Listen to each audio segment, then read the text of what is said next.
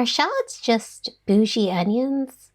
Kind of. Actually, I have 3 types of onions at home. Shallots, red onions, yellow onions.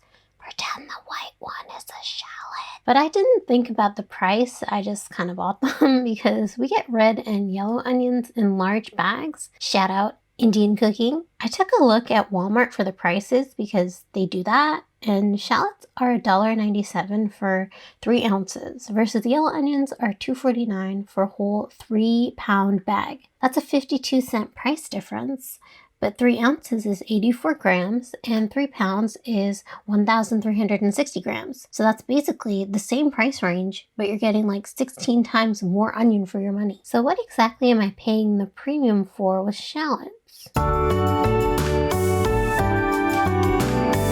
What are shallots? Shallots are like a hybrid between a regular onion with a mild nutty garlic flavor. They grow in clusters like garlic, but look like small red onions. According to ukshallot.com, shallots were depicted from tomb paintings from ancient Egypt, and this is how they were then introduced to India, Persia, and the Mediterranean region through trade. The ancient Greeks gave shallots their name when traders discovered them in the ancient Palestinian port of Ashkelon and named them after the city. The word shallot comes from French escalon, from Latin onion of Ascalon. Pretty interesting. And that journey from the Middle East through trade routes is exactly how they ended up becoming a staple of French cuisine. Actually, the French love shallots. It's quite popular in French cooking and traditional French recipes, such as beef bourguignon, salads, and other dressings. Although shallots really shine as an authentic ingredient in Asian cuisines, from Thai soups and red and green curries to Indonesian and fried rice dishes such as nasi goreng. I hope I said that right. I'm literally butchering all the names, but it looks so hearty and yummy. So how do they grow? Actually, I've never seen onion seeds before, so I went down a rabbit hole and they look so interesting. This part looks like a rooster. Onion seeds actually grow when you harvest onions at the end of their first year, when their leaves start to die back. But when they're left in the ground, the bulbs survive on the stored energy throughout the winter, and new leaves and roots reemerge in the spring. The onions have gone through a complete growing cycle, then send up these little flower bulbs or stalks and produce seeds in the second year.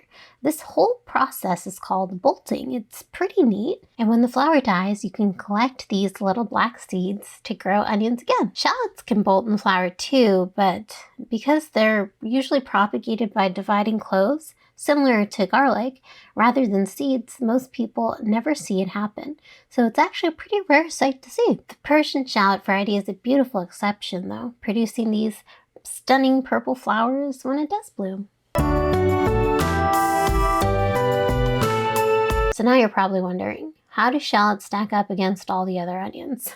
Compared to the rest, shallots have a mild garlicky flavor, are smaller, and come in various types. Like, there are 13 French varieties here. That's kind of wild. Typically used in vinaigrettes and sauces or on top of salads, but they can also be used in soups and pickled too. Now, all onions are pretty pungent raw, just depends on the flavor you want to use them for. Yellow onions are the goat of all onions in my opinion. When a recipe calls for onions, it's usually with a yellow one. They're great for caramelizing, roasting, good for French onion soup too. It's the all-rounder onion. Red onions are super pungent. They have a very sharp or sweet flavor, which makes it great for pickling, stir fries, fried rice. Lots of Asian dishes where red onions are a great addition. You know, the red onion is like the mother of the shallot. Shallots sit right between red onions and garlic in flavor, just a little less in your face. White onions are very mild in flavor.